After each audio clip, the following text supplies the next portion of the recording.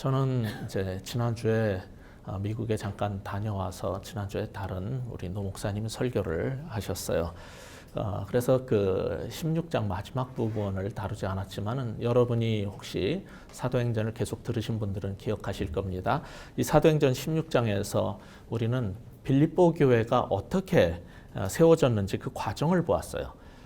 그 교회는 유럽에 최초로 세워진 교회예요. 유럽의 최초의 교회가 개척됐다 하는 기쁨도 있었지만 그 와중에 귀신의 힘을 빌어서 점을 치던 여자아이의 그 귀신을 내어 쫓아버리자 이제 돈줄이 끊어진 사람들이 화가 나가지고 바울을 모함을 해서 고발을 해가지고 옥살이까지 하는 고난도 겪었었죠. 결국 주의 도우심으로 잘 풀려났지만은 어떻게 로마의 시민권을 가진 나 바울을 이렇게 정당한 과정도 없이 마음대로 체벌을 하고 감옥에 가둘 수 있느냐라고 항의를 하자 난처해진 당국자들이 그 책임자와 부하들을 이끌고 와서 사과를 합니다. 동시에 더 이상 이런 소란을 원치 않는다고 제발 바울 일행에게 빌립보를 떠나주시기를 간청을 하는 내용이 16장 마지막 부분에 있었어요. 당장 어디로 가야 할지 그것도 결정된 바가 없지만 바울 일행은 발걸음을 옮겨야 했습니다. 그들의 발걸음이 도달한 곳이 어디입니까? 그게 오늘 읽었던 1절, 2절 내용입니다. 우리 다시 한번 읽어볼까요? 어디로 이렇게 되는지 시작. 그들이 암비볼리와 아볼로니아로 다녀가 데살로니가에 이르니 거기 유대인의 회당이 있는지라 바울이 자기의 관례대로 그들에게로 들어가서 새 안식일에 성경을 가지고 강론하며 바울 일행은 마케도니아 지역의 남쪽 지역에 있었던 초기 수도였던 데가 뭐냐면 암피폴리스라는 데예요. 그곳에서 서남쪽으로 40km를 더 내려가면은 아폴로니아라는 데가 있는데 거기를 갔다가 다시 50km를 더 진행해서 데살로니가라는 데에 도착하게 된 겁니다. 이 데살로니가라는 도시는 알렉산더 대왕의 수하였던 카산드로스 장군이라는 사람이 대왕의 이복 누이 이름을 따서 지은 도시고 그것을 봉헌한 거죠. 당시 로마에 있었던 원로원의 원로들이 거주하면서 직접 다스리던 이 마케도니아의 굉장히 중요한 그 지역의 수도였던 도시였어요. 그런데 사도 바울은 13장의 비스디아 안디옥에서도 그랬고 또 이후에 16장, 17장 계속 보면은 여러분이 알 수 있겠지만은 바울은 두 가지 방식으로 선교를 했었어요. 먼저 어느 지역에 가면은 거기에서 유대인 회당을 찾아가지고 거기에 들어가서 먼저 기도를 합니다. 두 번째로 거기에 모인 사람들에게 복음을 전했었습니다. 이것이 계속 반복된 일이에요. 그 회당에 가면은 유대인들이 예배를 드리고 있었지만 동시에 오늘 읽었던 17장 4절 본문에서도 나오는 것처럼 경건한 헬라인이라고 불리우는 이방인들이지만 유대의 하나님, 여호와 하나님을 예배하는 이방인들도 있었기 때문에 그 사람들에게 복음을 전하는 이런 굉장히 중요한 선교 전략으로 항상 사도 바울은 어느 지역에 가든지 회당에 가고 기도하고 거기서 복음 전하는 일을 한 거예요. 2절에 보면은 이러한 바울의 삶의 방식을 뭐라고 불렀냐면 바울의 관례대로 이렇게 표현하고 있어요. 그것이 바울의 습관이었다는 거예요. 바울은 어떤 습관을 가졌냐면 어디 가든지 여러분이 이렇게 제주도에 또는 이 플레스 캠프 호텔에 또는 이 근처에 놀러 왔어도 주일이 되면 먼저 예배드리는 그런 마음처럼 바울도 어디에 가든지 회당을 찾아가서 먼저 기도했고 같이 모여있는 사람들에게 복음을 전하는 그런 삶을 살았던 거죠. 여러분은 어떤 습관이 있습니까? 그게 바울의 습관이었거든요. 바울의 관례는 먼저 기도하고 거기에 있는 사람에게 복음을 전하는 것. 모든 그리스도인들은 삶의 방식이 있어요. 이렇게 놀러 가서도 예배드리고 또 어디 또 좋은 곳에 가기도 하고 자기의 삶의 방식이 있는 거예요. 여러분은 그리스도인으로서 어떤 삶의 방식이 있는지 저는 궁금해요. 바울은 그런 삶의 방식대로 살았지만은 2절에 보면 바울이 또 하나 굉장히 중요한 선교에 있어서 중요한 전략이 하나가 소개가 되고 있어요. 그게 뭐냐면 성경 강론입니다. 그것도 여기 2절에 보면은 한 회당에 가가지고 여기서는 굉장히 특이하게 새 안식일에 거쳐서 지속적으로 강론을 했어요. 새 안식일이라는 것은 연속적으로 3주를 가서 설교를 했다라고 볼 수도 있겠지만은 또는 상당 기간 머물면서 그 중에 3번의 안식일에 거쳐서 가서 가르침을 주었을 수도 있어요. 왜냐하면 빌립보서 4장 16절에 보면은 바울이 데살로니가에 있을 때 빌립보 교인들이 2번이나 쓸 것을 보냈다는 이야기가 나와요. 그걸 보면 그 당시에 돈을 보내는 건 굉장히 먼 거리인 여행에 시간이 걸리는데 이거는 연속 3주 정도 있을 동안에는 2번의 보조를 받기가 힘들어요. 그러니까 훨씬 오랜 기간 그 지역에서 사역했을 확률이 매우 높은 거죠. 근데 이때 새 안식일에 거쳐서 강론을 했다라고 하는데 강론이라는 거는 오늘날 우리들이 생각하는 것처럼 강해 설교, 일방적 설교가 아니에요. 여기에 이 강론을 했다는 단어가 디알렉사토라는 단어인데 그 어구는 디알레고마이라는 단어예요. 그 단어는 몰라도 거기서 파생된 우리가 잘 아는 영어 단어가 있어요. 그게 뭐냐면 다이얼로그라는 단어예요. 그러니까 여기서 강론을 했다는 말은 무슨 뜻이냐면은 성경을 펴서 그것을 가르치고 같이 토론을 하고 다이얼로그 대화를 했다는 말입니다. 그러면 무엇을 토론을 했을까요? 사도 바울이 새 안식일에 거쳐서 계속 거기에 가가지고 어떤 다이얼로그를 같이 성경을 펴서 사람들과 같이 토론을 했는데 무슨 얘기를 했겠어요? 그 했던 내용이 소개된 게 3절입니다. 다시 읽어볼까요? 3절 뭘 토론을 했는지 뜻을 풀어 그리스도가 해를 받고 죽은 자 가운데서 다시 살아나야 할 것을 증언하고 이르되 내가 너희에게 전하는 이 예수가 곧 그리스도니라. 바로 이 얘기를 성경을 펴서 설명을 하고 같이 토론을 했던 거예요. 그러니까 바울이 그곳에 가서 계속 성경을 펴가지고 얘기한 게 뭐냐면은 하나님의 구원이 어떻게 예수 그리스도라는 그분의 십자가의 죽음을 통해서 그리고 죽은 지 사흘 만에 다시 부활함을 통해서 완성되었는가를 여기 2절의 표현대로 뜻을 풀어 증언을 했다라고 써 있는데 오늘날 말로 하자면 성경을 열어 보여줬다는 뜻이죠. 여기 봐라 이렇게 써 있지 않냐? 펴서 보여줬다는 뜻입니다. 그런 의미에서 오늘날 말하는 강해하고도 유사해요. 익스파지션이라는 거하고.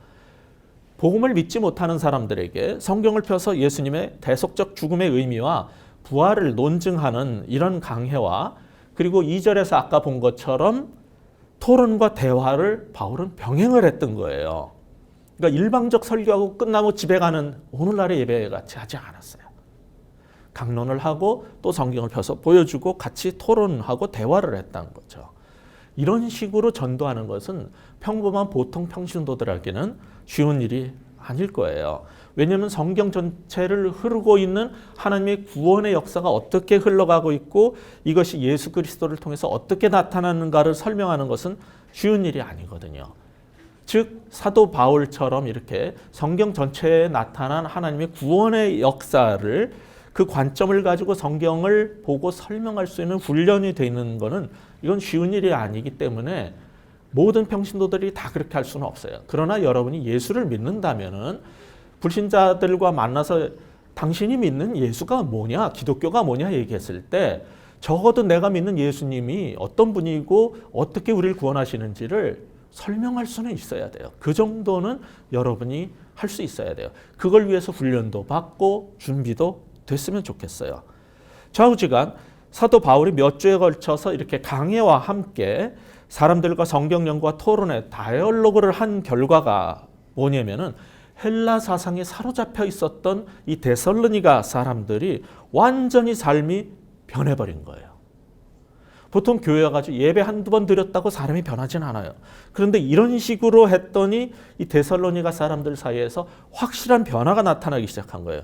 그것을 여러분이 데살로니가 전서 1장 7, 8절에서 찾아볼 수 있어요. 한번 성경 가지신 분들은 데살로니가 전서 몇 구절을 볼 테니까 지금 본문인 사도행전 17장과 함께 데살로니가 전서 1장 7, 8절도 한번 찾아보시면 좋겠어요.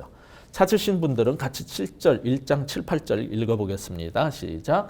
그러므로 너희가 마게도니아와 아가야에 있는 모든 믿는 자의 본이 되었느니라. 주의 말씀이 너희에게로부터 마게도니아와 아가야에만 들릴 뿐 아니라 하나님을 향하는 너희의 믿음의 소문이 각처에 퍼졌으므로 우리는 아무 말도 할 것이 없노라. 이처럼 마케도니아와 남부 그리스 지역까지, 아가야는 그리스 남쪽 지역이거든요. 소문이 날 정도로 데살로니가 사람들의 삶 속에 분명한 변화가 만들어졌다는 거예요. 그 사람들의 삶에 분명한 변화가 생겨서 소문이 파다하게 퍼질 정도로 된 이유가 뭐예요?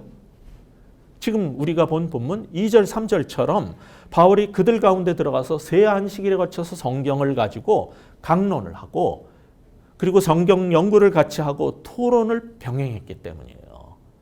그렇다면 오늘 이 본문을 통해서 우리가 배울 수 있는 중요한 교훈이 있어요. 뭐냐면은 깊고 지속적인 성경 연구와 토론만이 삶의 변화를 일으킨다는 거예요.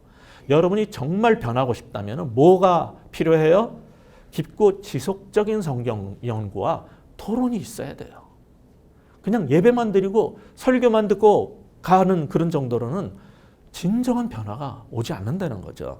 여러분, 사람의 변화는요, 내가 좋아하는 방식의 설교, 내가 좋아하는 목사님의 설교를 많이 듣고 감상하는 데서 오지 않습니다. 그 유명한 교회의 유명 목사님들의 설교를 10년, 20년을 듣고도 변하지 않는 사람들이 얼마나 많은지 아세요? 내가 좋아하는 설교자의 설교를 오래 들었다고 변하는 게 아니라 정말 깊이 있는 변화는 어디서 오는 거냐면 지속적 성경 연구와 토론에서 오는 거예요. 데살로니가전서 1장 5절을 보면 데살로니가 교인들을 변화시킨 바울의 사역을 뭐라고 표현을 했냐면은 이것은 단순한 사람의 말로 한 것이 아니라 성령의 능력과 확신에서 오는 것이다 이렇게 표현했는데 그게 성령의 능력과 확신에서 왔다는 게 뭘 말하는 거냐면은 우리가 보고 있는 이 사도행전 17장 2, 3절에 의하면 어디서 온 거라고 하냐면 지속적 성경 연구와 토론에서 왔다는 거예요. 그때 성령께서 역사하신다는 거예요. 지속적으로 성경을 연구하고 토론할 때 성령께서 역사하셔서 사람이 변한다는 거예요. 이렇게 지속적 성경 공부하고 토론을 하시게 되면 어떤 일이 발생하냐면 4절에 일이 벌어지는 거죠.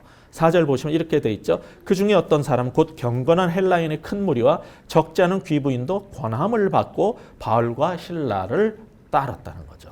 변할 것 같지 않은 사람들이 변하기 시작하는 거예요. 경건한 헬라인의 큰 무리, 이방인들, 전혀 하나님을 알지 못하던 사람들까지도 믿고 적지 않은 그 지역의 유력한 귀족들의 귀부인들이 설득되어서 하나님께로 돌아온 일이 벌어진 거예요. 이 놀라운 변화를 설명한 게 데살로니가전서 1장 9절이죠. 그들이 우리에 대하여 스스로 말하기를 우리가 어떻게 너희 가운데 들어갔는지와 너희가 어떻게 우상을 버리고 하나님께 돌아와서 살아계시고 참되신 하나님을 섬기는지와 이런 일이 벌어졌다는 거예요. 그 변화가 얼마나 급진적이었는지 그들이 살던 사회로부터 핍박을 받을 정도였어요. 그게 데살로니가전서 2장 14절이 그려주고 있는 모습이죠. 형제들아 너희가 그리스도 예수 안에서 유대인은 하나님의 교회들을 본받은 자 되었으니 그들이 유대인들에게 고난을 받음과 같이 너희도 너희 동족에게로부터 동일한 고난을 받았느니라. 그럼 어떤 고난을 받았을까요? 그게 바로 오늘 읽고 있는 우리 사도행전 17장 5, 6절에 묘사된 내용이에요. 우리 5절, 6절도 같이 한번 읽어보겠습니다. 설교를 들을 때 성경에서 뭐라고 하는지 같이 항상 찾아서 보는 습관을 가지시는 게 좋아요. 5, 6절 찾으신 분들 같이 읽겠습니다. 시작. 그러나 유대인들은 시기하여 저자의 어떤 불량한 사람들을 데리고 떼를 지어 성을 소동하게 하여 야손의 집에 침입하여 그들을 백성에게 끌어내려고 찾았으나 발견하지 못하며 야손과 및 형제들을 끌고 읍장들 앞에 가서 소리질러 이르되 천하를 어지럽게 하던 이 사람들이 여기도 이르매. 자, 4절에서 보듯이 열심히 전도해서 하나님을 믿게 되었던 경건한 헬라인들도 생기고 상당수의 사람들이 예수님을 믿고 따르게 되니까 유대인들이 화가 났어요. 시기와 질투에 사로잡혔어요. 그래서 저자의 불량배들을 데리고 와서 떼를 지어 소동을 일으키고 야손의 집에 모여있던 그 가정교회를 급습해가지고 바울 일행을 잡아내려고 했던 거예요. 여기서 5절에 저자라는 말은 책의 저자라는 뜻이 아니라 시장이라는 뜻입니다. 헬라어로 그것을 아고라라고 해요. 다음 포털 사이트에 가면은 토론의 장을 아고라라고 부르는데 그 아고라예요. 그러니까 아고라는 말이 하나는 시장이기도 하고요. 또는 시민 법정 역할을 하던 광장도 아고라라고 불러요.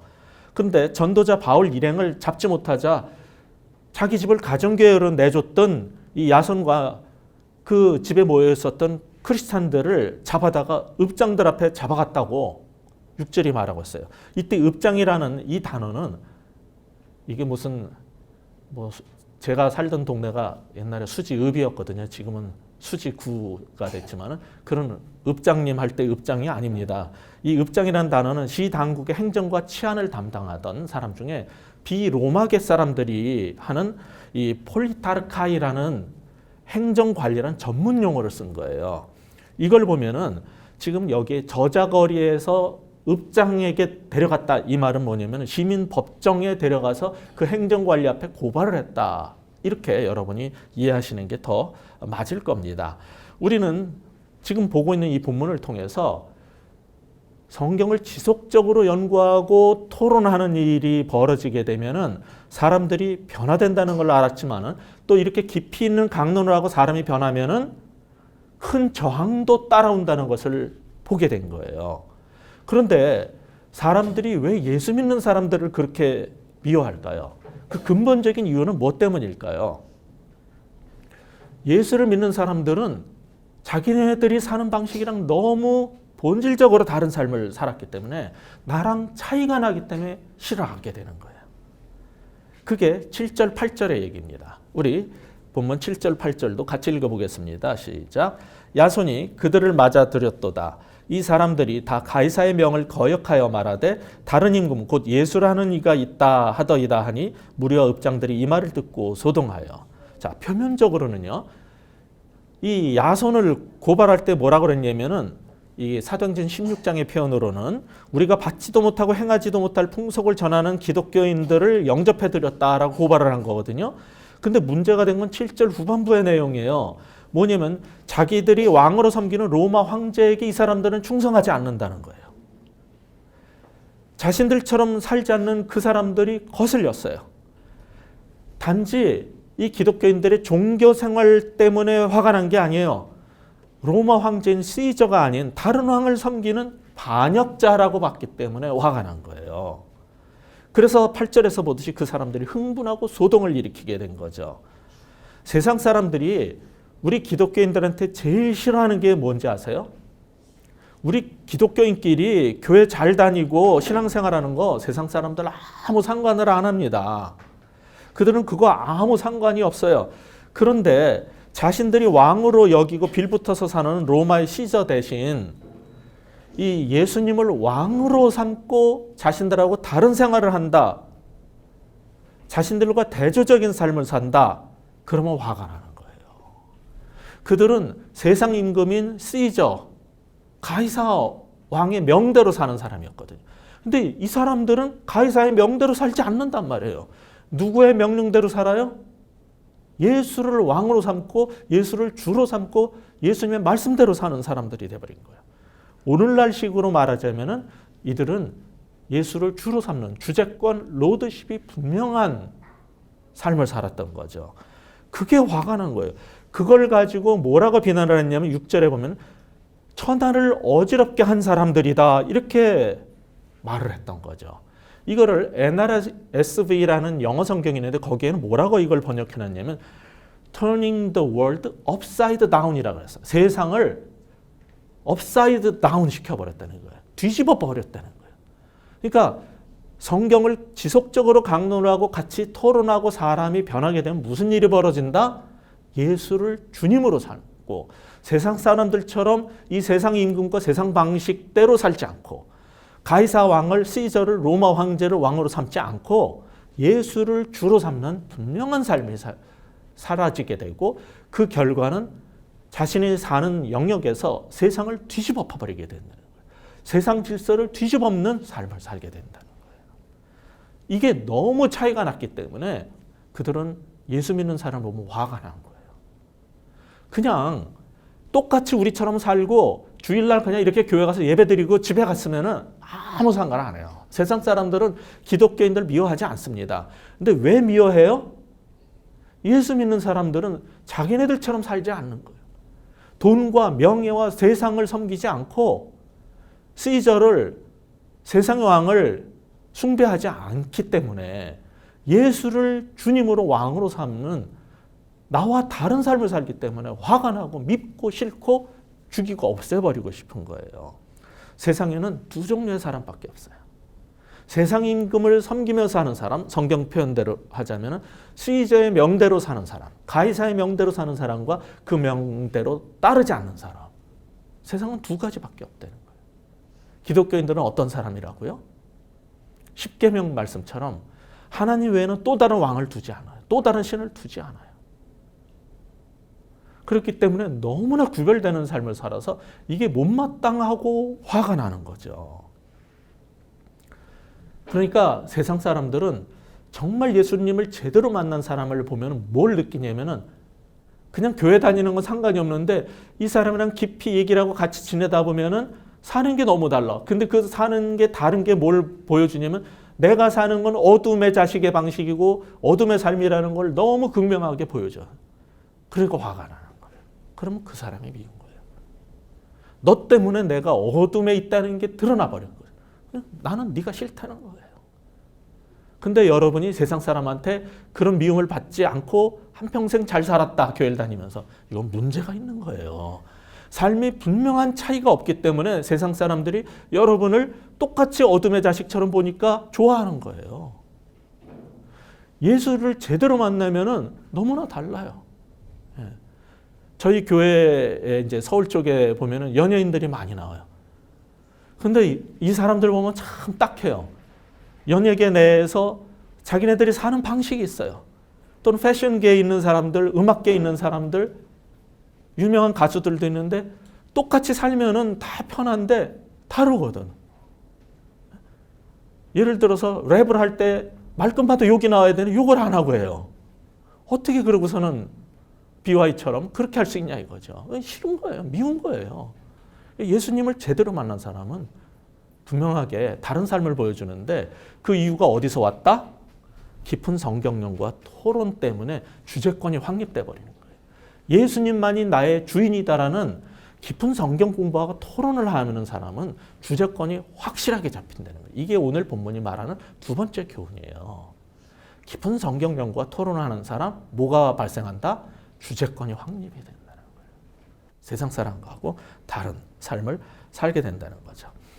그렇지만은 아무리 그래서 미워서 잡아가도요, 세상 사람들은 돈만 주면 해결돼요. 자, 9절 뭐라고 돼 있어요?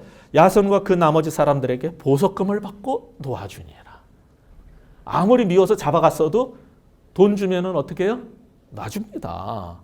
그들의 고발대로 크리스찬들이 로마의 그 황제를 거역한, 이건 뭐냐면 반역죄고 역적이에요.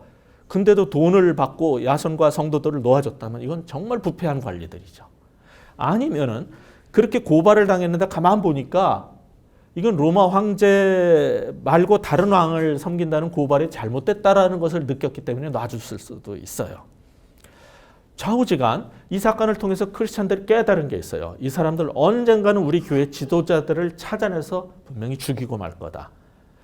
그래서 그들은 교회 지도자들을 피신시키기로 결심을 했어요. 10절을 보시면은 밤에 형제들이 곧 바울과 실라를 베레아로 보내니 그들이 이르러 유대인의 회당에 들어가니라. 데살로니가 교회 성도들은 바울과 실라를 이제 살짝 빼내가지고 이제 베레아로 보냈는데, 이건 뭐 거기 피신을 시켰으면은 여태까지 전도하다가 고난을 당했으면 피신 시켜주면 좀 조용히 있어야 되는데 또 회당을 찾아가지고 또 전도를 하기 시작해요. 정말 못 말려요.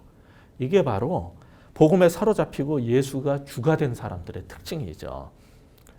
그랬더니 무슨 일이 벌어졌어요? 11절. 이거는 좀 여러분 같이 읽었으면 좋겠어요. 시작.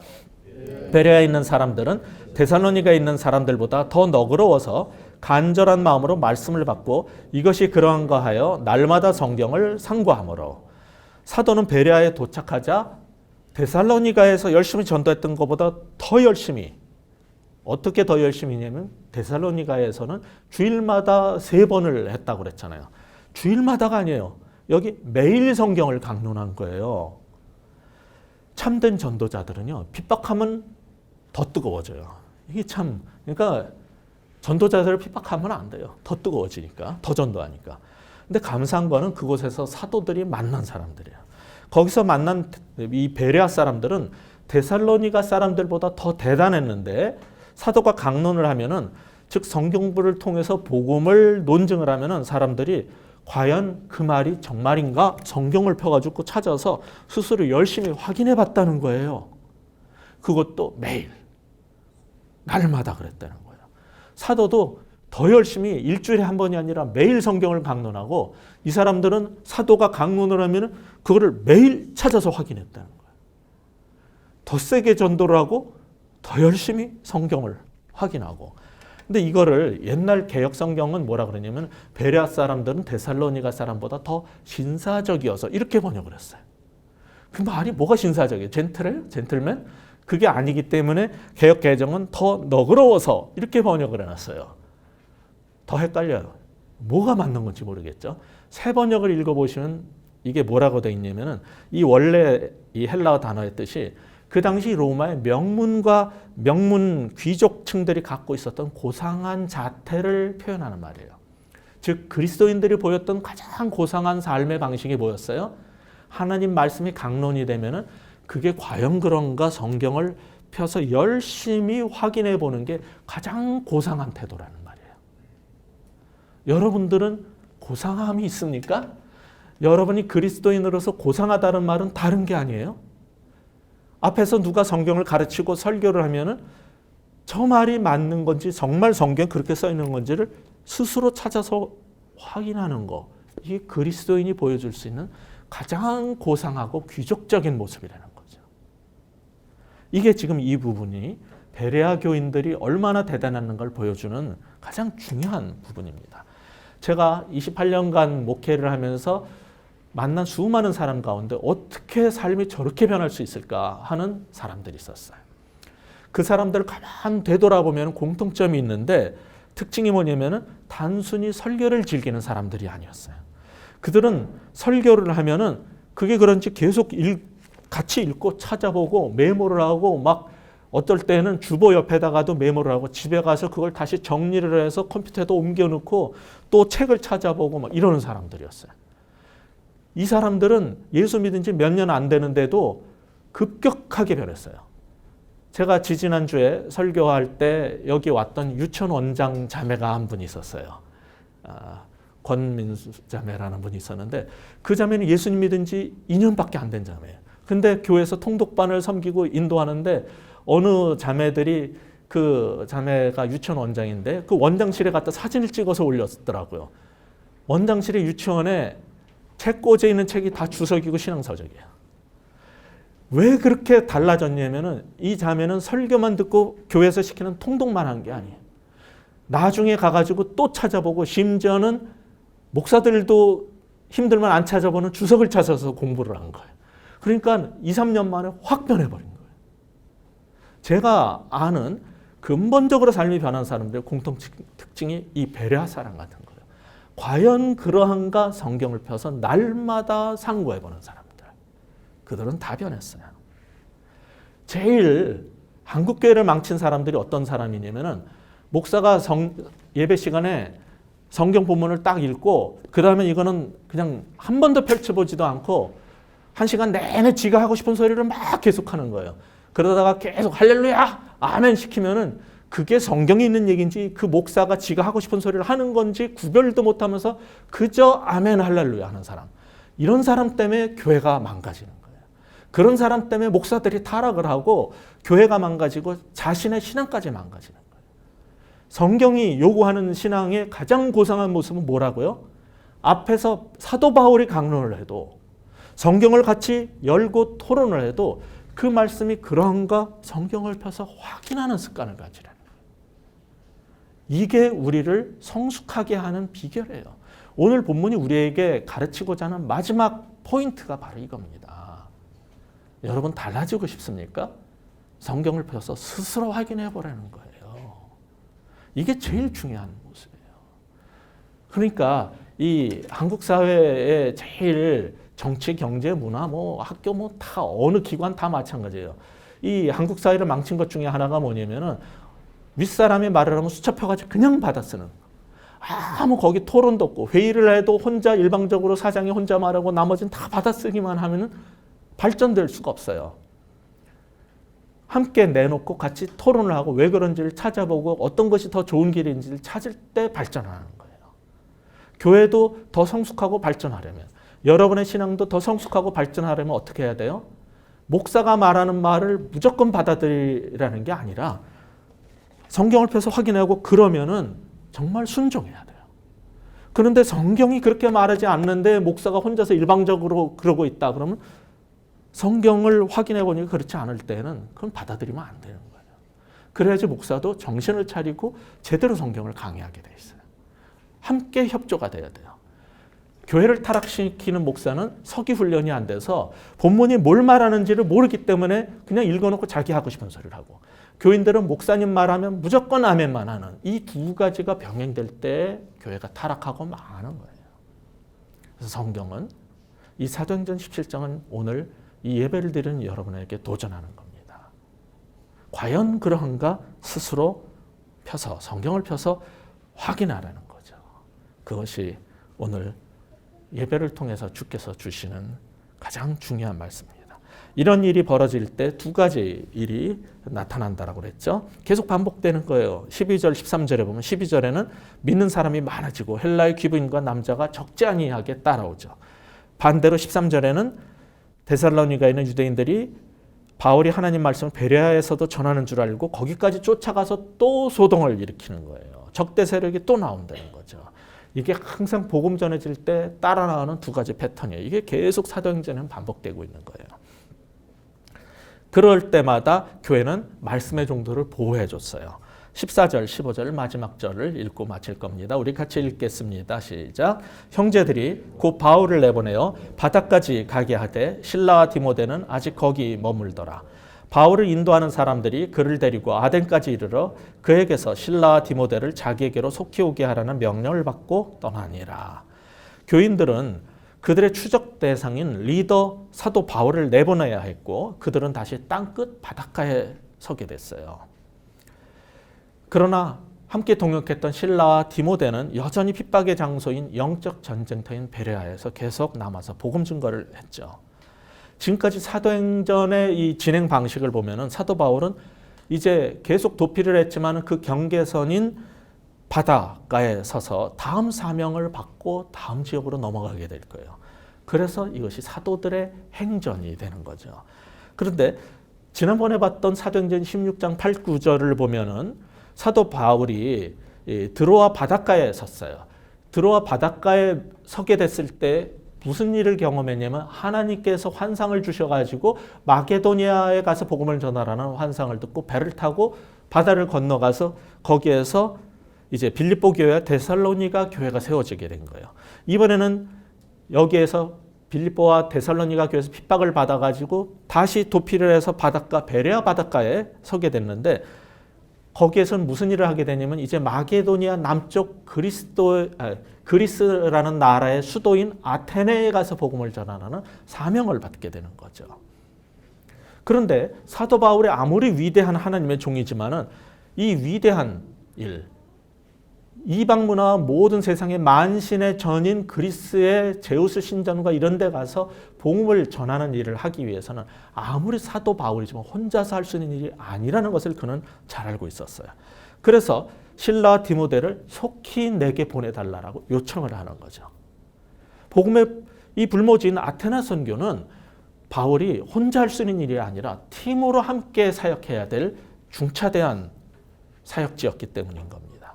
저는 이걸 보면서 제 스스로에게 묻습니다. 나와 함께 동역할 나의 바울은 누구인가?